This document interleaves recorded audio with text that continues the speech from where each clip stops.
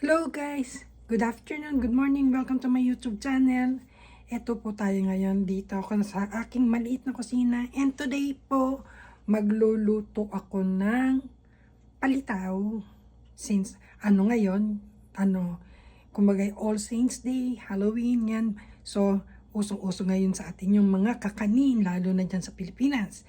So, ito po, gagawa ako ng palitaw, Japanese version po. So, samahan niyo po ako. So, napakasimple lang po nitong gagawin ko guys. Unang-una, naglagay lang po ako sa maliit na kaserola ng tubig. And paiinitin po natin siya. And ang gagamitin ko pong glutinous rice is yung glutinous cube po. Glutinous. Sorry, nabubulol ako. Glutinous po ang gagamitin ko. So, ayan. Ito ang aking gagamitin. Yan. Tatlo lang po guys kasi alam niyo naman nagsosolo lang ako dito sa bahay kaya ako lang ang kakain, so tama na sa akin yung 3 piraso. Marami na to guys pag lumambot. Medyo pag nakita po natin yan na medyo kumukulo na, saka po natin ilalagay yung ating glutinous bar. At habang hinihintay po natin kumulo yung ating tubig, ihanda na po natin yung ating ito po, black sesame po siya.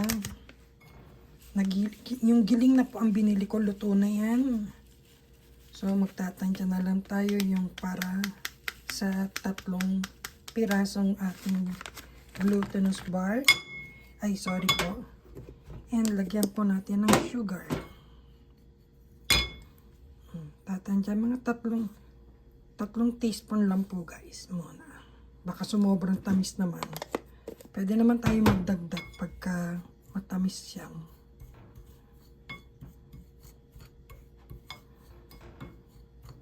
Pag masobrang tamis, dagdagan nyo ng sesame seeds. Or pag matabang naman sa asukal, dagdagan lang ng konting asukal. Pero tingin ko, okay na to guys. Kasi, na siya, namuti na eh. Tikman natin.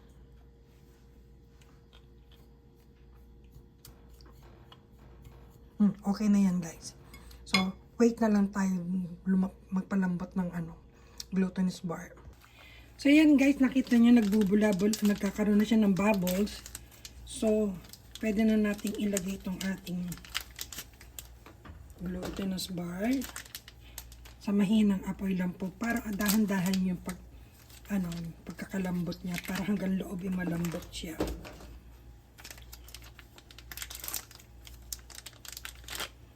Yan po guys. Palambutin po natin. Ayan guys. Kumukulo na siya. Tignan natin. Malapit na siya maluto guys. Malambot na siya. Konti pa. Konting-konti. So ayan guys. Malambot na siya kasi nabebend na siya. Ayan. Nagbe-bend na siya pag kinuha natin sa chopstick. So, patayin na natin yung apoy. And then ito, pinatitik-tikan ko na po siya para lalagay po natin dito sa ating sesame. Teka. Wow, sobrang lagkit. Lipat natin yung camera guys. Ayan, nilipat natin sa kabilang side yung camera. And then ito po, ayan. Tatakpan lang po natin siya ng sesame seeds. Yan po guys. And kita nyo guys, palitaw in black sesame po. Ayan. Takpan na. And then kunin pa uli natin yung dalawa. Medyo patitiktikan lang natin siya ng konti. Lagay ulit dyan guys. Ang sarap nito. Ito ang pinaka-paborito ko dito sa Japan. Itong palitaw na to. Very healthy din siya. Diba guys? Very healthy dahil healthy ang sesame seeds sa ating katawan. Wow. Eksakto lang yung ating sesame seeds, guys. Tignan nyo. Eksakto dun sa 3 piraso. Wow.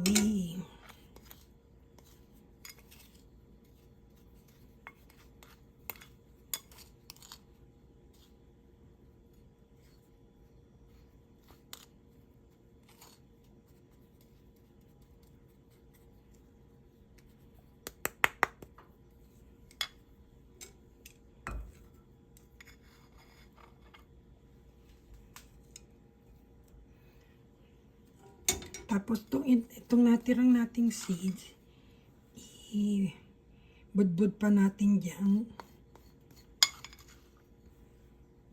para bongga. So ayan po guys, ang ating finished product, diba? Palitaw with sesame seeds po, black sesame seeds po. So ayan po, kain po tayo. Thank you for watching. Bye!